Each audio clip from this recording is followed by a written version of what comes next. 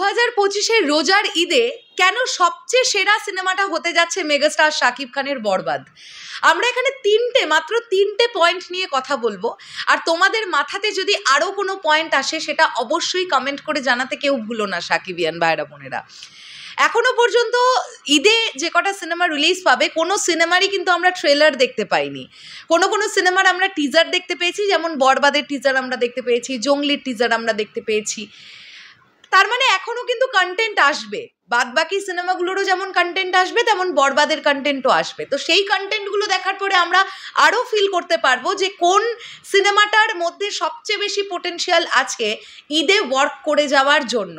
কিন্তু এ বাদেও আমি বলছি সবচাইতে বেশি ওয়ার্ক করবে মেগাস্টার শাকিব খানের বরবাদ। এবং আমি এই যে তিনটে পয়েন্ট বলবো এটার মধ্যে একটা এইরকমই কমন পয়েন্ট, যেটা হচ্ছে মেগাস্টার শাকিব খানের মেগাস্টারডম। আমি এই তিনটে পয়েন্টের মধ্যে এই পয়েন্টটাকে ঢোকাচ্ছি না। এটা আমরা সবাই জানি যে মেগাস্টার শাকিব খান ঈদে এলে কি অবস্থাটা হয়, কি সিচুয়েশনটা হয়। কিন্তু এটা মাথায় রেখেও আমরা আরও ডিফারেন্ট তিনটে পয়েন্ট নিয়ে আলোচনা করব। চলো তাহলে একদম দেরি না করে ভিডিওটা শুরু করা যাক। তোমাদের সবার কাছে অনুরোধ, ভিডিওটা দেখতে থাকো, আর ভিডিওটা ভালো লাগলে অবশ্যই লাইক করো, শেয়ার করো, আমাদের চ্যানেলটা সাবস্ক্রাইব করো। আমরা একেবারেই 3 লক্ষর দোরগোড়ায় গিয়ে দাঁড়িয়ে আছি। তোমাদের সবার ভালোবাসা যদি এরকম পেতে থাকি, আমরা খুব শীঘ্রই 300K সাবস্ক্রাইবার কমপ্লিট করব আমাদের ইউটিউবে। তো তোমাদের ভালোবাসাটা আমরা চাই। প্রথম যে পয়েন্টটা বলবো সেটা হচ্ছে বরবাদের স্কেল এবং বরবাদের যে গ্র্যান্ডার। এবারে ঈদে যতগুলো সিনেমা মুক্তি পাচ্ছে কোনো সিনেমাটারই স্কেল বা গ্র্যান্ডার বরবাদের মতন এত বড় নয়, এটা তো মানতেই হবে। বরবাদে যে যে জিনিসপত্র আমরা দেখতে পেয়েছি, লাইক যে গাড়ির সম্ভার আমরা দেখতে পেয়েছি, যে লোকেশন আমরা দেখতে পেয়েছি, যে যে জায়গায় কে সেরা সেরা ভার্চুয়াল স্টুডিওতে শ্যুট হয়েছে বরবাদের, ফর দ্য ফার্স্ট টাইম কোনো বাংলা সিনেমা শ্যুট হয়েছে কে সেরা সেরা ভার্চুয়াল স্টুডিওর মতো এত কস্টলি একটা স্টুডিওতে। কাজেই এটা বুঝতে আমাদের কোনো প্রবলেমই নেই যে এই ছবির মার্জিন বলো, স্কেল বলো কতটা বড়। তো সব ছবিগুলোর থেকে বরবাদ এগিয়ে আছে এই কারণেই, এই ছবির গ্র্যান্ডার, এই ছবিতে দর্শক যা যা দেখবে, যত বড়ভাবে দেখবে, সেটা আর কোনো ছবি থেকে দর্শক পাবে না বলেই আশা করছি।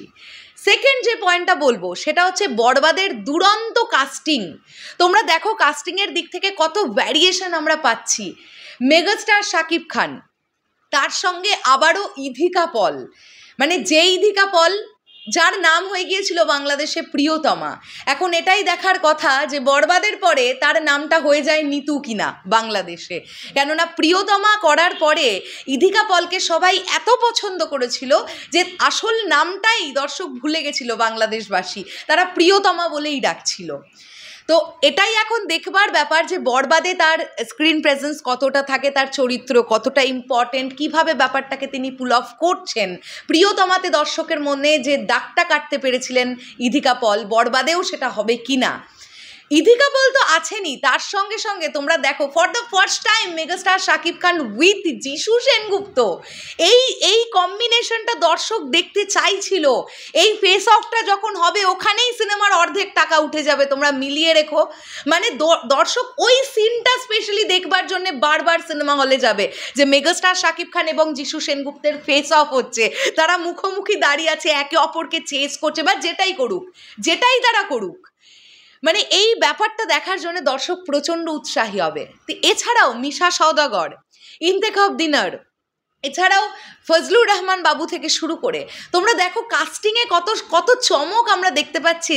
শহীদুজ্জামান সেলিম, মানে এনাদের মতন মহিরুহ, একজন মহিরুহ, মানে সব রকমের অ্যাক্টরদের একটা সম্মেলন আমরা দেখতে পাচ্ছি বরবাদে, যেটা কিন্তু প্রচণ্ড ভালোভাবে ওয়ার্ক করবে বলে আমার মনে হয়। আর একটা last but not the least, megastar Shakib খানের সেকেন্ড লুক।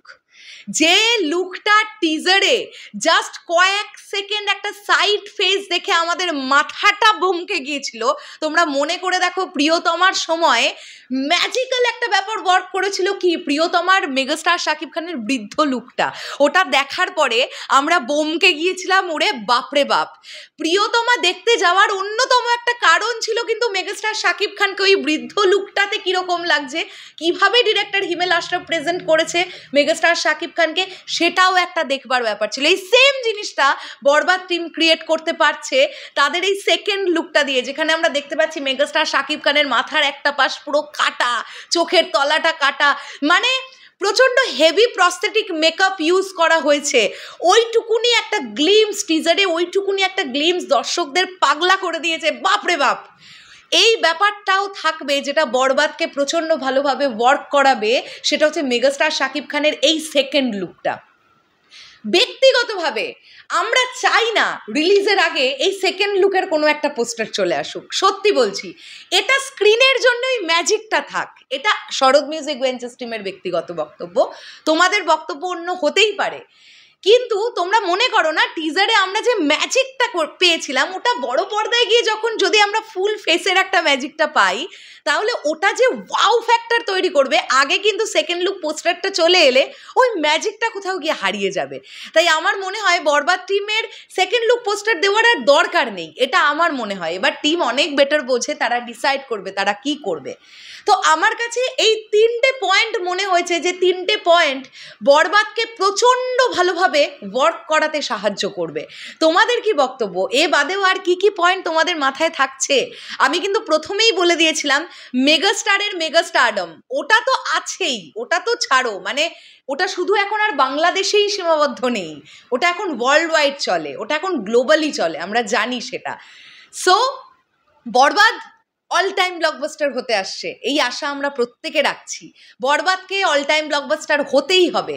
যদি বরবাদ অল টাইম ব্লকবাস্টার হয়, তাহলে বরবাদের মতন বাজেট বা বরবাদের থেকেও বড় বাজেটের ফিল্ম তৈরি হবে, যেটা দরকার আছে।